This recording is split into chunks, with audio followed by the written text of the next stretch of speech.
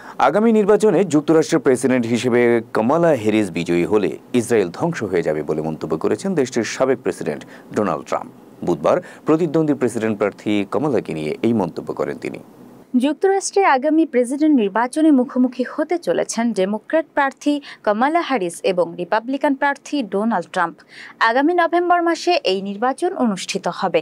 এর আগে চলতি সপ্তাহেই প্রথমবারের মতো বিতর্কে মুখোমুখি হয়েছেন তারা। গুরুত্বপূর্ণ ওই টেলিভিশন বিতর্কে মুখোমুখি হওয়ার আগেই কামালা হ্যারিসকে নিয়ে বিস্ফোরক মন্তব্য করেছেন সাবেক প্রেসিডেন্ট ডোনাল্ড ট্রাম্প। তিনি বলেছিলেন, কামালা হ্যারিস আগামী নির্বাচনে জিতলে ইসরায়েল ধ্বংস হয়ে যাবে। এমনকি হ্যারিস নির্বাচনে জিতলে 1 বা 2 বছরের মধ্যে ইসরায়েলের অস্তিত্ব থাকবে না বলেও মন্তব্য করেছেন সাবেক এই রিপাবলিকান প্রেসিডেন্ট। বার্তা সংস্থা আনাদোলুর এক প্রতিবেদনে বলা হয়, আগামী নভেম্বরের নির্বাচনে জয়লাভ করে ভাইস প্রেসিডেন্ট কমলা হ্যারিস হোয়াইট হাউসে গেলে ইসরায়েল ধ্বংস হয়ে যাবে বলে সাবেক মার্কিন প্রেসিডেন্ট ডোনাল্ড ট্রাম্প মন্তব্য করেছেন।